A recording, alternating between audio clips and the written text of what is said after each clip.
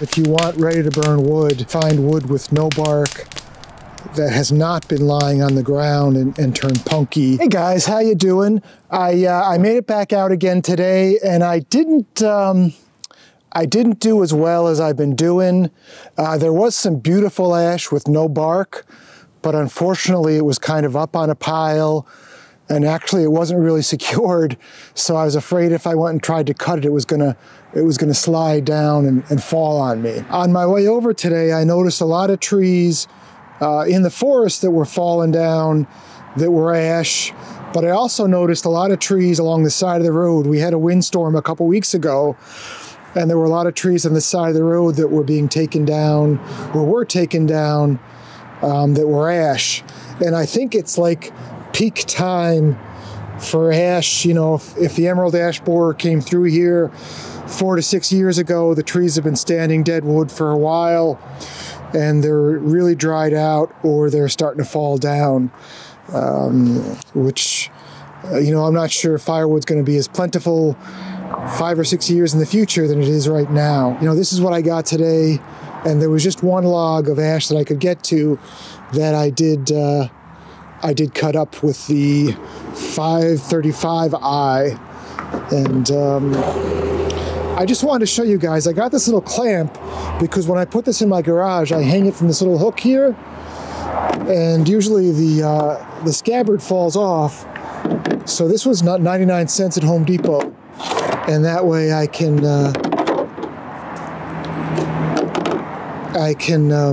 you know, keep from bumping into the bar.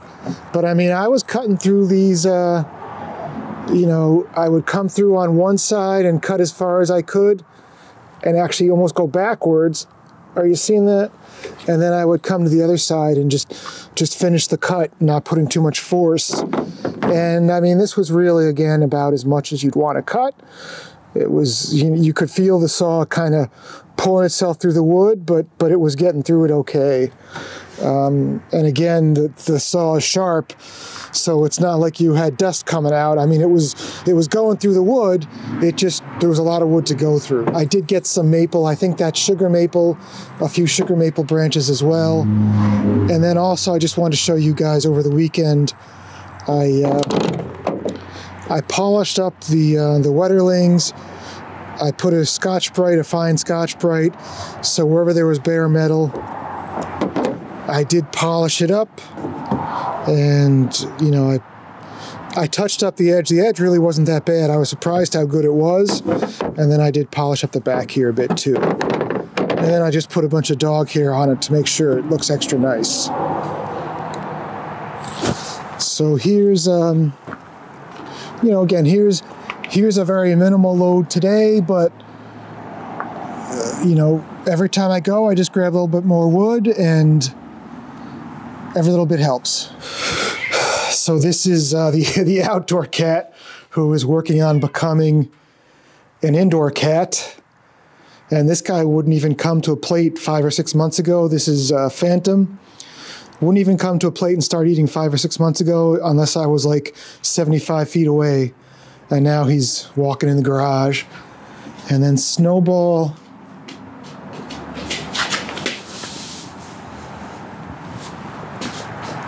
There's Snowball over here. She's under there. You see her there? So they're both getting pretty comfortable in here. If I had to guess, I think this is Snowball. I think she is actually Phantom's mother. So she's got a tipped ear, so I think she was like a trap, neuter, release cat. And I wouldn't be surprised if she was his mother, because she is much more timid. Like, I think she's been living in the wild longer, for lack of a better term. So she's not aggressive, but she's just much more skittish, let's say, around people. Whereas I think he may be just under a year old, and, you know, because of me, he's more used to people being around. So he, strangely enough, is actually more affectionate than she is. Although if he wasn't around, I think she would be more affectionate. But he because he's a male, I think he doesn't let her touch me. Today's Monday, so on Saturday I did get out and start splitting some wood. And I gotta say, anything that's ash that has no bark on it has been burning like well-seasoned wood. So like as I'm picking this up, you know, it's, I don't know how to prove it to you, but you can tell it's not super heavy. So I really just need to focus on splitting and burning anything that's ash with no bark. Now I thought these logs here would be okay, and they're decent, but they're still significantly heavier. There's still some water in there. So I thought I could mix these in, but I really think the best bet for me is going to be to just any ash I can find in the pile with no bark, split it and get it indoors. And then any ash I can find when I'm looking for wood with no bark, that's the way to go. And so I brought a little bit more in here too, but this just the difference between this piece and this piece, it's not that substantial. Like if the fire's already hot, this one will catch easy, but this one will catch pretty much no matter what.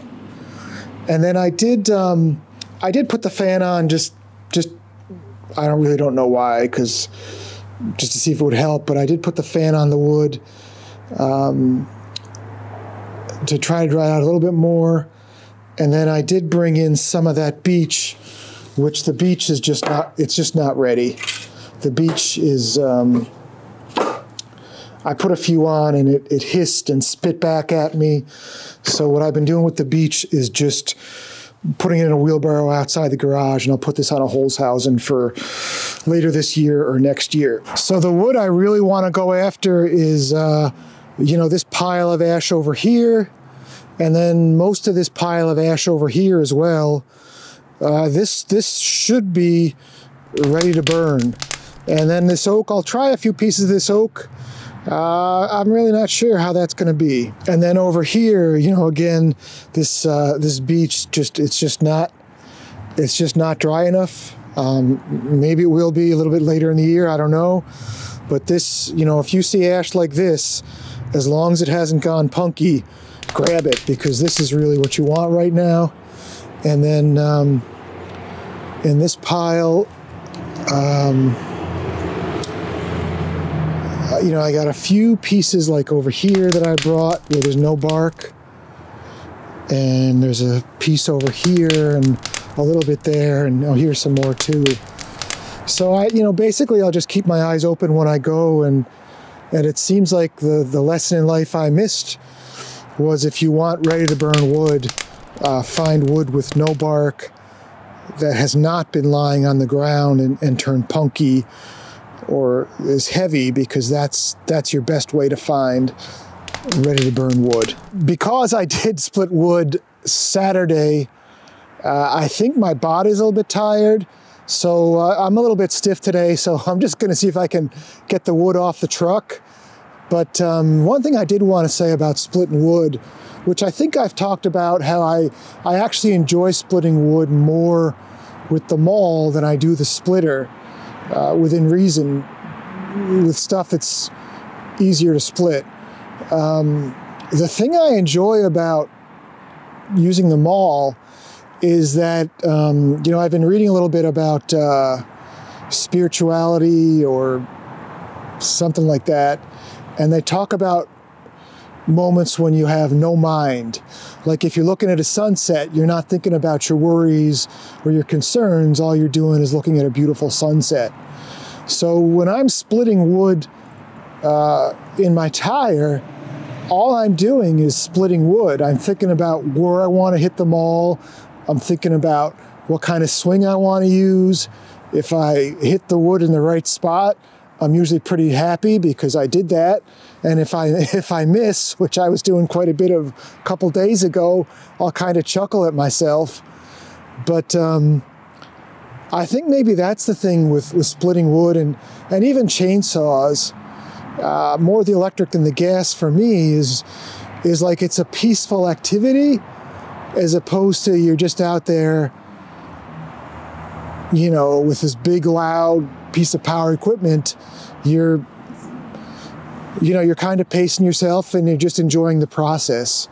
And when you do that, you kind of get in the flow and just the world kind of melts away.